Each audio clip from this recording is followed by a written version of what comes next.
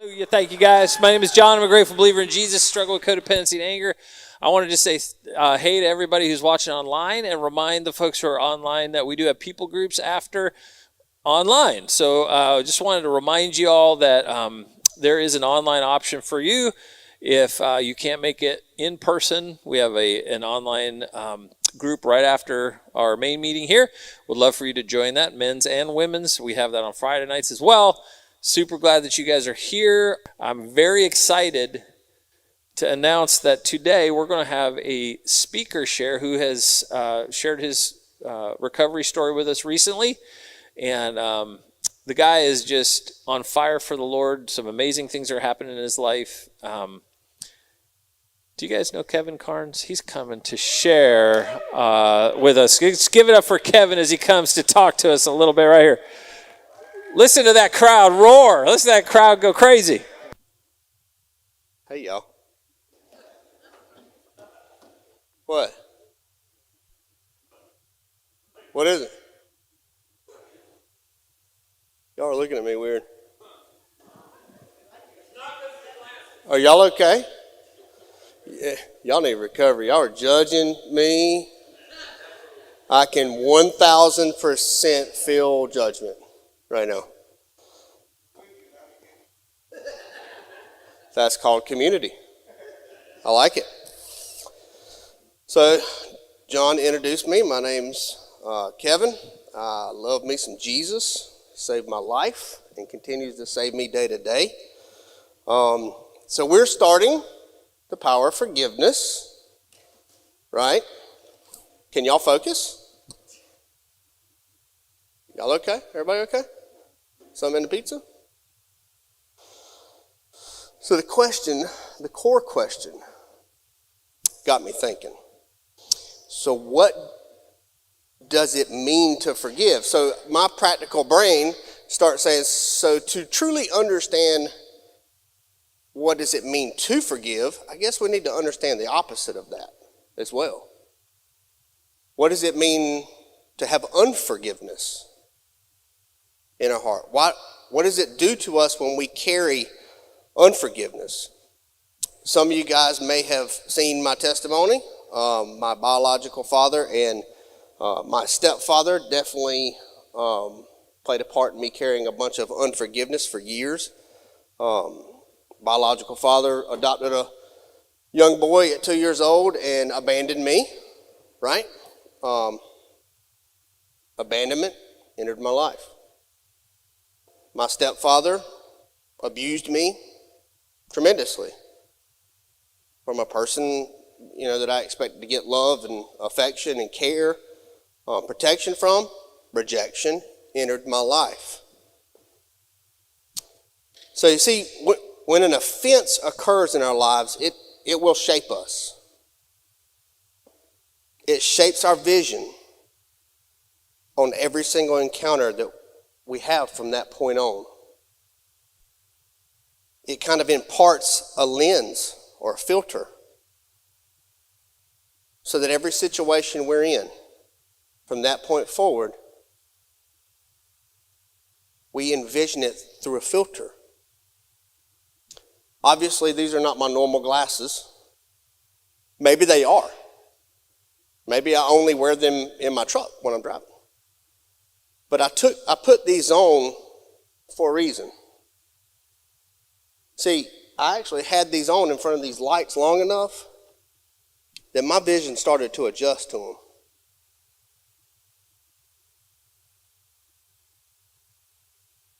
I got to the point where I realized I forgot I even had them on.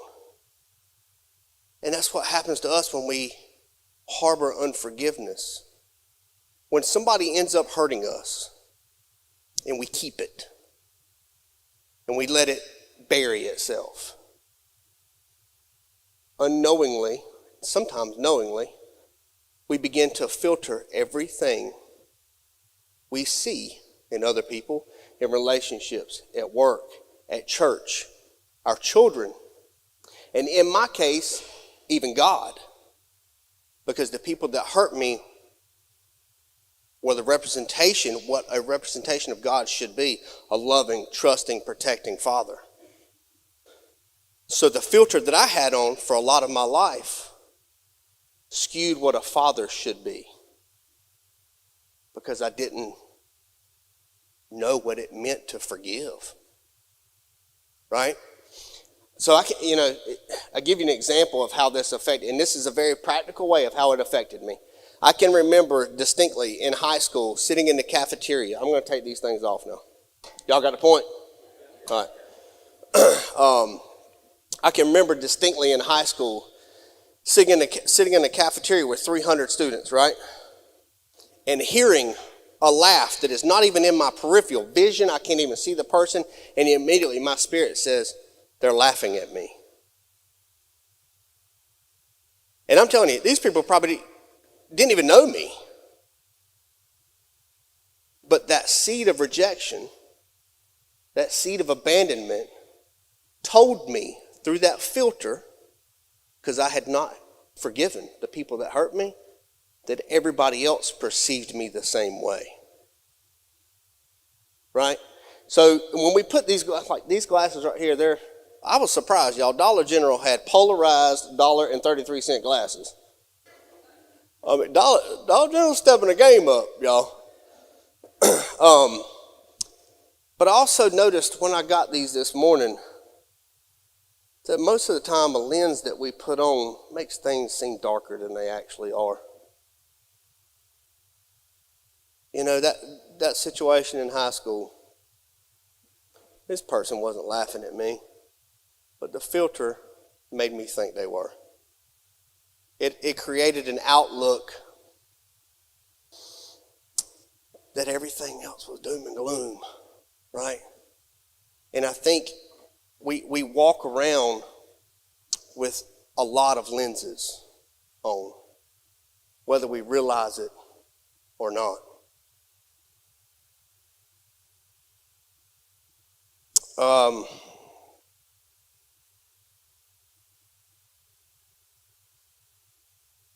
It was hard for me to forgive those two men. By the time I had accepted Christ and began to work any kind of recovery, they were both passed away. So then what do you do? See, our mind tells us that we have to go to someone to give forgiveness, right? It's not the case. Most of society will tell you that if Jeremy hurts my feelings, I go to Jeremy and I forgive them. Like I'm literally handing him something. And that's just not how it works. Forgiveness is not really for Jeremy. It's to release myself of carrying whatever happened to me. I was holding on to those hurts that were caused by those people for way longer in my life than I should have. You know, I even held on to it after they were gone. We can either deal with the lens that we put on from unforgiveness for the rest of our lives, or we can find rest in Jesus through the process of forgiveness. So Google defines the meaning of forgiveness. You know, a lot of speakers always say, you know, Google defines this, and I was like, I'm not going to do that. Well, Google defines the meaning of forgiveness is this: to stop feeling angry or resentful towards someone for an offense, flaw, or mistake. So now, that was the secular side of things. Let's go to Word, because we in church. So I did a little word study in the Greek, and I found something pretty daggone interesting. In the New Testament, the word in the Greek for forgive is alphemi. Help me say this. Yeah, you said it right. Whoever that was, smarter person than me. But the Old Testament word in the Greek is literally, it looks like NASA, but it's not. It's nasa, y'all. Say nasa, nasa. Now, let's think about this. Now, why would God inspire the use of two different words for the description of forgiveness from the Old Testament and New Testament? Context always matters, right? So, alphemi means to release a moral obligation or consequence, to cancel a debt, or to pardon. This is used in the New Testament in a relational way, person to person. Ephesians 4:32, be kind to one another, tenderhearted, forgiving one another, or showing alphemi to one another, just as God has forgiven or shown alphemi to you.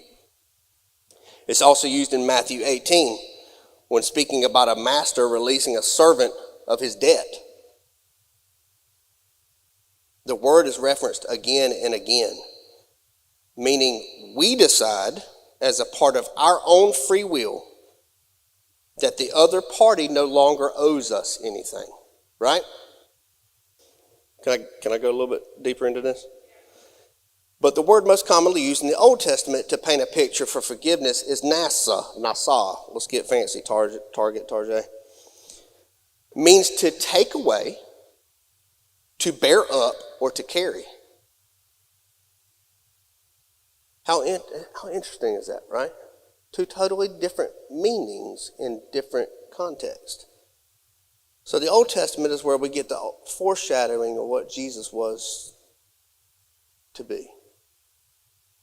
Right? The word that describes someone literally taking it away, taking the hurt. Someone that the word is describing that will carry the offense for you. Look, God, he will carry willingly all the things that you've been carrying up until today. Anybody ever heard of cast your cares upon him for he cares for you? We say it all the time. Do we apply it? They forgot my sauce at Chick-fil-A. Oh, cast my care. No, for me, that's applicable. It's meaningful things that affects our lives. Things that we put filters on because of. Things that makes us see someone differently. So let's take it a step deeper. We're called to see people as he sees them. Right?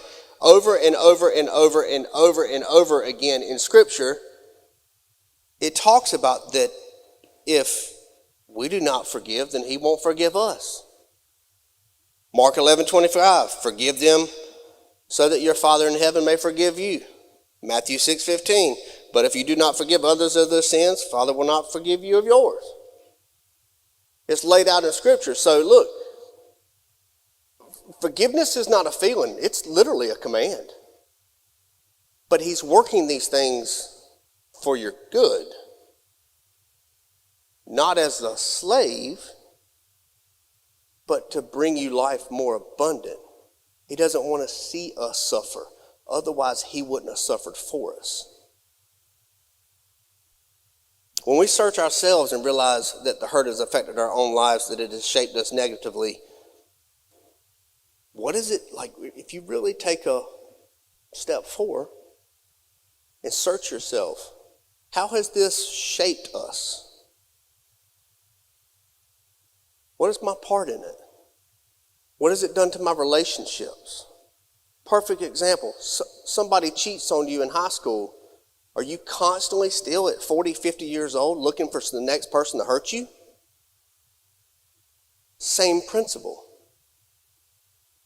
We can move past old hurts and not bring those curses into another relationship by a simple thing. Forgive. We release that person of a moral obligation, right? God has given us a blueprint. He has literally written. Look, the word is so incredibly beautiful to me. It's the only thing I have ever found that history was written in advance. And if I believe, I stand on this stage, or if I'm ministering to somebody and I tell them that I believe Jesus died on the cross, then that means I got to believe everything from the table of contents to the maps in the back, y'all. I believe that he loves me. I believe that he is the father I'd never had. I believe that he's here to protect me, which also applies to everyone out here. And if he's telling me to do this, it's for my good.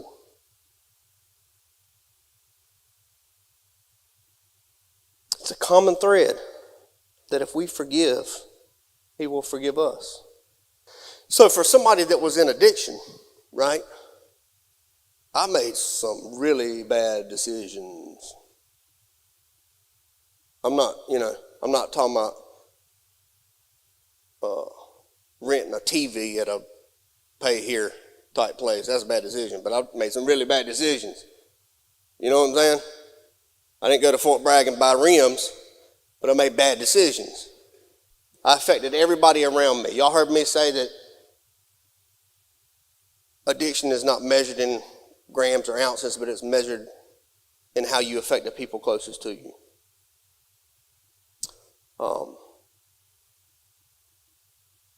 I was still operating in my marriage with children at a crossroads, a block that was created by unforgiveness. I was still seeing anybody that I let into my inner circle as they're going to hurt me, because I had not forgiven the original one that hurt me. Are we doing the same thing? Anybody else doing this same thing? Have I died and gone to heaven? Everybody's good? Look, we can stop now. Everybody's saints. Jeremy, come play.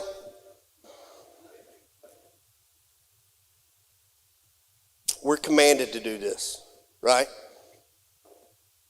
But just because we're told to do this doesn't mean it's easy. So how do you get good at something? You practice. Y'all heard me talk about old Pastor Richie. And I'm going to tell you what, he is a just pure plethora of knowledge. And he told me an example of how to do this, how to get good at it. After we dealt with these things from my childhood, and I went back and forgave my biological father for leaving me, and I forgave my stepfather for the abuse. And side note, here's the reason why I know that forgiveness was 100% true for my stepfather. In the next sentence that came out of my mouth that I forgave my stepfather, I asked for forgiveness for the ones that made him that way. That's how I knew that was real to me. And then I walk it out, right? The Word talks about us walking out our salvation. We can come down here and ask Jesus to enter our heart, but does that mean that the world goes away Monday, Tuesday, Wednesday, Thursday, Friday?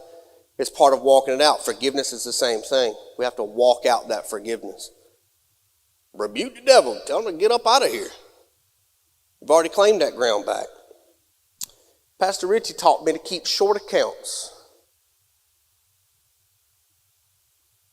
And in his little masterful way, he talked about opening a credit card. When you open up a credit card, even if you just make one transaction and never touch that credit card again, it creates interest. And it will build and build and build and build. And years down the road, a $5 purchase could be an incredible deficit to your financial situation, the health of your finances. And he's like, son, the same thing applies in the spiritual and the emotional. If you open up an account for every offense that occurs to you in your life and never close those accounts, your health of your spirituality, your emotional health, your mental health, relational, it affects everything. Close the account as soon as it's open. Why? Because we give away what has been freely given. At any given moment, the word says that the Lord is always at hand. It means he's always there. You can run as far as you can, probably farther than John can, but far as you can. You can't outrun him. All you got to do is stop and he's right there. We are to exude that same principle, that same character. So at any point when an offense takes place, close it. If we can truly see others, and this is the hard part, as he sees us, that we are a fallen people, that we walk around with this flesh suit on, and that we are prone to mistakes, that we are powerless, not that we just come here Friday night and say something, that we live that way. We are that. And put our trust and hope in the one that is not powerless, then we can change our mindset to extend that same grace to others. I would venture to say that there's a ton of lenses out here. There's not a whole lot of people here, but I bet there's more lenses out here than y'all realize.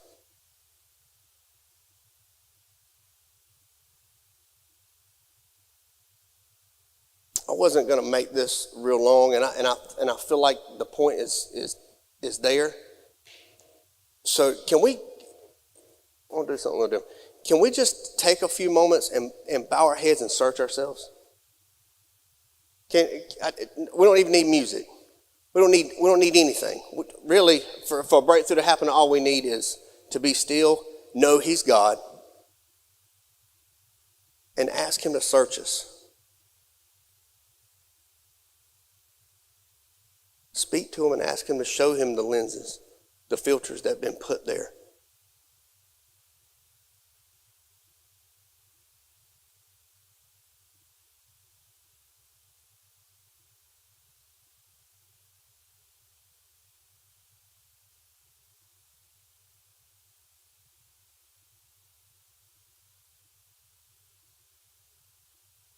I would venture to say that first name that came up is the first block that needs to be moved to the next level of freedom.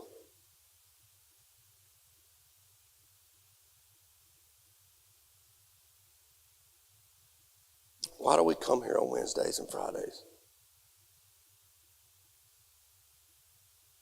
It's not for pizza. Because for some reason, our lives have gotten us to a point, whatever it is, that we're seeking freedom. And guys, the Word has given us the blueprint to it. Now our part is to forgive.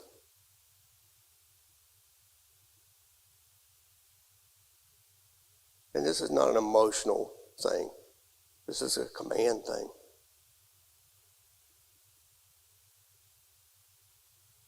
While we were yet sinners, Christ died for us so that we didn't have to carry things like this.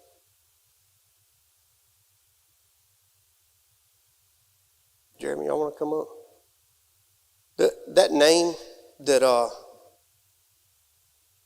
came up when you first started thinking,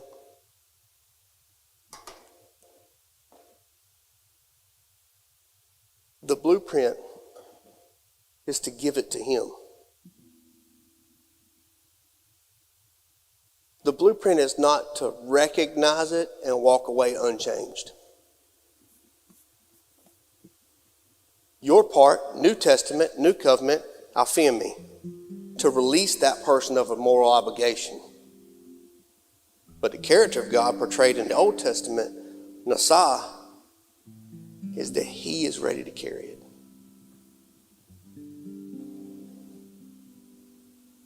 So it's kind of up to y'all.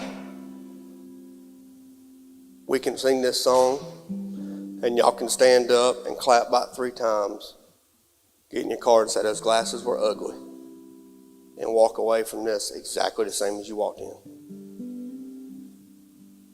Or you can take that name that the Holy Spirit told you, stand up, and come down here and let Him walk away with it. And you walk away free. So we're going to do this last song right quick. And we're going to open up the altar. I just feel like this part has nothing to do with me.